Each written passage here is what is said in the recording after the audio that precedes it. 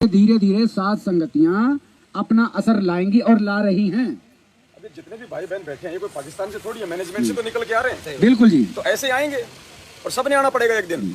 संगत का दोष नहीं है इसमें संगत का उतना दोष नहीं है। संगत का तो दोष केवल इतना है कि वो थोड़ा ज्ञान को आधार नहीं बना रही, थोड़ा सा दिमाग पे जोर नहीं डाल रही। बाकी संगत और निकलेगी संगत, इसमें कोई दो राय नहीं है कि संगत आएगी नहीं। परमात्मा इंतजार इसी चीज के लिए कर रहा है। परमात्मा इन घटनाओं को आगे से आगे क्यों टाल रहा है? आप और हमारे लिए। पुण्यात्माओं, ये कोई सामान्य घटना नहीं घट रही, ये विश्व युद्ध है। ये अब तक तो हो जाना था, ये कई देशों को जो है आपस में बर्बाद हो जाना था। ये परमात्मा घटनाओं को आगे से आगे टाल रहे सिर्फ आप और हमारे लिए, कि मेरे ये बच्चे एक बार अपना बुद्धि विवेक का इस्तेमाल करके मुख्य धारा में आ जाएं।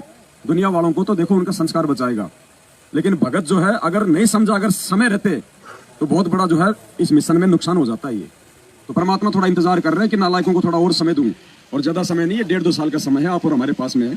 आप और हम तो भी थोड़ा आगे बढ़ के थोड़ी सेवा करें। अगर पहले हम गांव-गांव जाके, अगर घर घर जाके ज्ञान गंगा अगर हम बांटा करते थे ना, तो ठीक है। आज यदि हम उनको समझाने ना जाएं, लेकिन संपर्क में आवे, उसको तो हम बातचीत करें, उसको तो हम समझावें। देखो, हमारी सेवा कोई दुनिया को समझाने की नहीं है। दुनिया को समझाने का ठेका परमात्मा ने बंद कर दिया था 2014 में। 1994 से 2014 तक, जब तक गुरुजी बाहर थे, गुरुजी ने ज्ञान प्रचार किया, सत्संग सुनाए, और 2014 बरवाला कांड, यानी इतने वर्षों तक परमात्मा ने ज्ञान प्रचार किया। जितनी आत्माओं ने समझना था ज्ञान से, वो समझ चुकी हैं, उनकी शरण में आ चुकी हैं। अब जो बाकी दुनिया वाले वो ठोकर खा के आएंगे आने वाले समय में। तो ज्ञान मार्ग से दुनिया को समझाने का रास्ता परमात्मा ने 2014 में ही बंद कर दिया था। और उसके बाद यदि उनका परिवार और ये मैनेजमेंट यदि गुरुजी की आड़ में ये ज्ञान प्रचार के बहाने अगर ये बंटवारा आए पुस्तकें, तो ये सिर्फ अपने धार्मिक धंधे के लिए प्रचार कर रहा है, ज्ञान के लिए कोई प्रचार नहीं हो रहा। पहली बात तो अगर इनको खुद को ज्ञान हो तो भगोड़े बन के नहीं घूमेंगे, तुरंत ये पुलिस को सरेंडर करेंगे। इनको खुद को ज्ञान नहीं है। जब खुद गुरु जी का भाई भगोड़ा बन के घूम रहा है, गुरु जी का जवाई भगोड़ा बन के घूम रहा है, बेटा भगोड़ा बन के घूम रहा है, और यही तीनों आदमी जो है पूरे मैनेजमेंट के मुखिया है। जब मुखिया लोगों को ही भगवान और भक्ति पे विश्वास नहीं है, तो दुनिया का कहां से आत्म कल्याण करवा देंगे?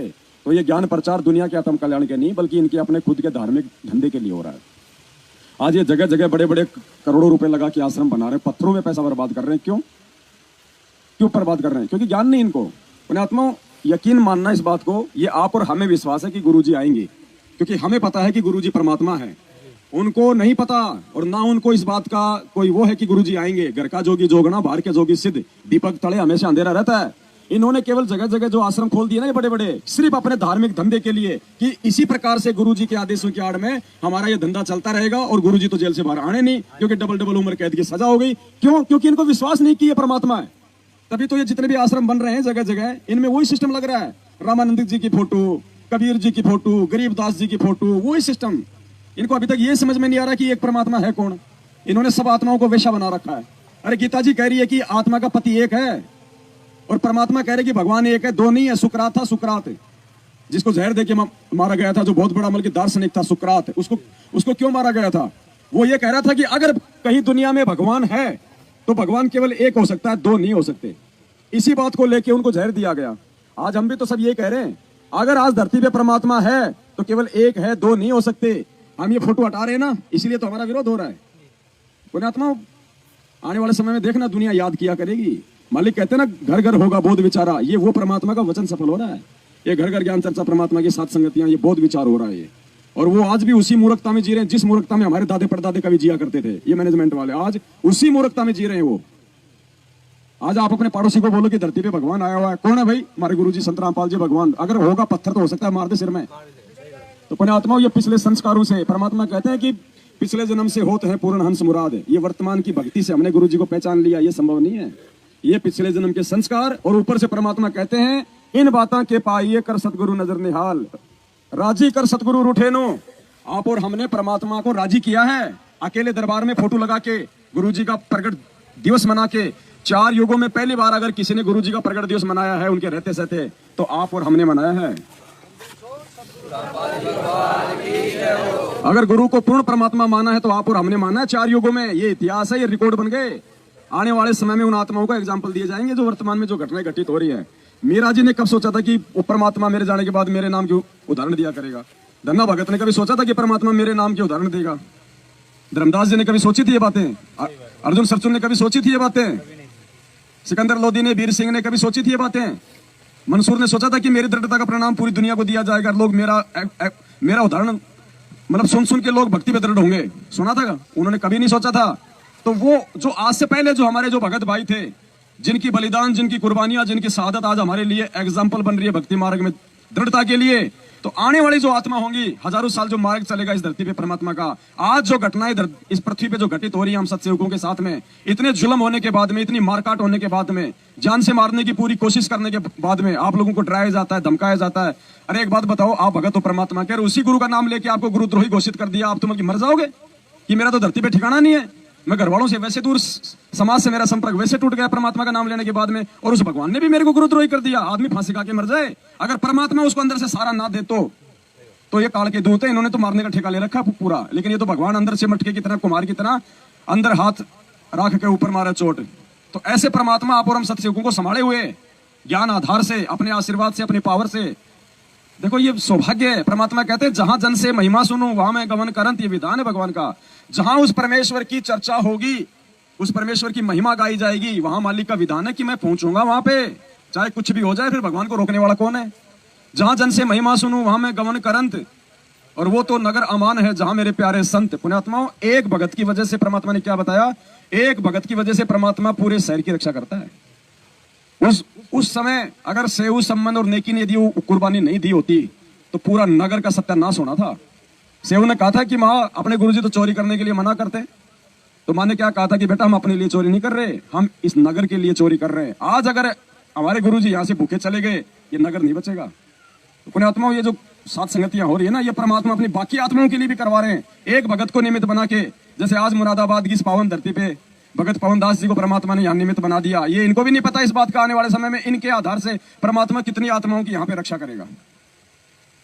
ये खेल है परमात्मा के। इसी प्रकार अब ये सात संगति ये लोग क्यों रोक रहे हैं, हम क्या कर रहे हैं, हम इनका क्या बिगाड़ रहे हैं, इनका मैनेजमेंट वालों का। ये धर्म का काम है। हम तो जा जाके इनके सत्संगों में कभी कोई बाधा उत्पन्न नहीं करते ना, कोई पुलिस वालों के पास नहीं जाते कि साहब ये सत्संग क्यों कर रहे हैं। ये सात संगतियां क्यों रुकवा रहे हैं, जबकि ना हम संगत से ज्योति का पैसा लेते, ना पाठ का लेते, ना दान का लेते। अपनी मर्जी से लोग अपना 5वां यज्ञ जो है उसमें सहयोग करते हैं, और वो भी हम लोग ये कहते हैं भैया 10-10 रुपया दे दो, अभी है हमारे पास में।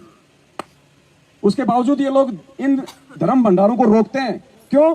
क्योंकि इनके ऊपर जो है काल का दबाव है कि अगर इस पृथ्वी पे धर्म का काम यदि आगे बढ़ा तो मेरा तो सत्यानाश हो जाएगा। इसलिए पुण्यात्माओं, काल ने अपने भाई बहनों की गर्दन दबोच रखी है। इसलिए हमारे को उनके ऊपर दया भी आती है, हमारे को उन पे मतलब रहम भी आता है कि परमात्मा ये गधे बनेंगे, ये ऐसे कुकर्म कर रहे हैं। मालिक ने वो सत्संग सुनाया था ना दुर्वासा ऋषि का, राजा अमरीश का, और क्या कहा था फिर परमात्मा ने कि पुण्यात्माओं ये विधान है परमात्मा का। और फिर गुरुजी ने कहा कि मान लो कि तुम 2 भगत हो, तुम दोनों ने ही परमात्मा का नाम लिया हुआ है, और एक भगत कुछ नहीं बोलता और दूसरा भगत बेवजह उसको परेशान करता है, तो परमात्मा उस भगत की तो रक्षा करेगा और जो बेवजह परेशान करता है उसका बक्कल उतारेगा। जैसे उसका दुर्वासा का बक्कल उतारने के लिए सुदर्शन चक्र हो गया था उसके पीछे। तो ये विधान है परमात्मा का। ये संगत एक बार जाग जाए फिर देखना इनकी दुर्गतियां, इनके घर वाले दूर हो जाएंगे भगवान से, वो दुर्गतियां होंगी इनकी। तो थोड़ा समय का इंतजार करो, धैर्य रखो, परमात्मा सबके सब्र की परीक्षा ले रहा है। और आप और हमारी परमात्मा ने कितनी बड़ी सेवा लगा रखी है, कितनी बड़ी। आज आप मैनेजमेंट वाले जो भाई बहन है और आप लोग हो जो यहाँ आए हुए हो, आप उनकी अपनी सोच में देख लेना कितना अंतर है, उनकी और अपनी रहनी करने में देख लेना कितना अंतर है। आपको मालूम पड़ जाएगा कि भगवान ने कितनी बड़ी मेहर कर दी। परमात्मा ने हमें अपने जैसा बना दिया, कीट न जाने भृंग को गुरु कर ले आप समान। ये सात संगतियों से परमात्मा ने हमें अपने जैसा बना लिया। बातों में हमें मालूम ही नहीं पड़ा। आज हम मर जाएंगे लेकिन हम किसी को वोट नहीं कर सकते। हमें पता है परमात्मा ने विधान बता दिया कि तेरे समर्थन से वो राजा बनेगा, और राजा बन के कितने कुकर्म करेगा, उसी अनुपात में फिर उस राजा के कुकर्मों की सजा तेरे को भी मिलेगी। क्या कहा गुरुजी ने, ना गलत काम करना, ना गलत काम में सहयोग। तो राजा कौन सा सही काम करेगा? दुनिया भर में शराब के ठेके कौन खुलवाता है, बुचड़ खाने कौन खुलवाता है, वैश्यावर्ती तक के अड्डे कौन खुलवाता है, सारे कुकर्म कौन करता है? तो हम भी उसमें सहयोगी हैं।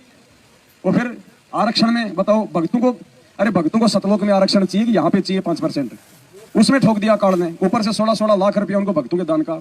राजस्थान का गैंगस्टर आनंदपाल सिंह बताओ, AK-47 राइफल रखता था, कितने लोगों को उसने मार दिया, पुलिस वालों को मार दिया। फिर वो पुलिस की मुठभेड़ में वो मारा गया। अब उसकी CBI जांच करवाने के लिए हमारे भगत खड़े हो रहे, नालायक गधे इंसान। बुद्धि है इनके अंदर, 2 दे लेकिन नहीं है। तो शुक्र मनाओ आप लोगों को परमात्मा ने उन कुकर्मों में उनका सहयोग करने से आपको बचा लिया, वरना उनका क्या परिणाम निकलेगा आने वाले समय में देखना। तो दास की तो विनती है भाई, परमात्मा ने रजा बख्शी है तो रजा को आप जी बनाए रखें। दूसरे भाई बहन जो आपके संपर्क में आते हैं उनको भी समझाएं। और यही है रास्ता गुरुजी के मार्ग का। आपको तीसरा ग्रुप नहीं बनने वाला, ये लास्ट एंड फाइनली है। ये सात संगति वाला जो ग्रुप है ना, ये लास्ट एंड फाइनली है। परमात्मा यहीं से आने वाले समय के लिए अपनी आत्माओं को छांटेगा। सेवादार भी परमात्मा इन्हीं में से छांटेगा, सतलोक के लिए भी परमात्मा इन्हीं में से छांटेगा। और सतलोक जाने का रास्ता केवल तब तक खुला हुआ जब तक गुरुजी के पैर इस भारत देश की धरती पे है। जिस दिन गुरुजी यहाँ से चले गए, जैसे भी वो लीला करें अपनी, उसके बाद में मोक्ष नहीं है, उसके बाद में केवल सुख है, शांति है। 2-3 हजार साल के लिए परमात्मा सतयुग जैसा माहौल बना जाएगा, बाकी मोक्ष नहीं है। अरे गुरुजी के रहते सहते मोक्ष के अधिकारी नहीं, तो जाने के बाद क्या खाक मोक्ष प्राप्त करेंगे? जब मास्टर जी स्कूल के अंदर बच्चों को पढ़ा रहा, उसी समय बच्चा नहीं पढ़ रहा, तो मास्टर अगर 4 दिन छुट्टी चला जाएगा तो बच्चा क्या खाक पड़ेगा क्या? उसको कोई डर ही नहीं रहेगा, कोई भय नहीं रहेगा। तो केवल जब तक गुरुजी हैं तब तक हम मोक्ष के अधिकारी हैं, हम मोक्ष जो है प्राप्त करने के अधिकारी हैं। और जब तक गुरुजी धरती पे हैं, भले आपने लाख गलतियां कर दी हो, भले आपने वो गलती कर दी हो आपको लगता है कि मुझे गुरुजी माफ नहीं करेंगे, नहीं, वो आपकी सोच है। जब तक गुरुजी धरती पे हैं, अगर आपने वो महागलतियां करके भी अगर पश्चाताप करके गुरुजी के पैर पकड़ लिए, आपको परमात्मा क्षमा करेगा, क्योंकि वो आया ही क्षमा करने के लिए। तो पहली बात तो अब हम परमात्मा के विधान से परिचित हो गए हैं, हम सत्सेवक बन गए हैं। जानबूझ के हम कोई ऐसी गलती नहीं करने वाले हैं। फिर भी अनजाने में कोई गलती हो जाती है तो परमात्मा उसके लिए हमारे को माफ करते हैं। और साथ संगति से जुड़ने के बाद तो पुण्यात्मा अनजाने में भी गलती नहीं होगी, सौपन में भी डर लगेगा। तो इस प्रकार से हमारी भक्ति बनेगी, क्योंकि जब गाड़ी में पंचर ही नहीं होगा तो गाड़ी खूब अच्छे से दौड़ेगी। और जिसकी गाड़ी में पंचर है फिर क्या करेगा, जितनी हवा भरेगा उतनी वो निकलती रहेगी, तो गाड़ी कहाँ तक चलेगी? तो पंचर का मतलब है हम कोई मर्यादा ना तोड़े। अगर मर्यादा टूटी तो फिर टायर में पंचर हो जाएगा, गाड़ी नहीं चलेगी। चाहे उसके तीनों टायर ठीक है, एक टायर खराब है, तो भी गाड़ी नहीं चलेगी। अब भाई जी आप कुछ बोल रहे थे सत्संग।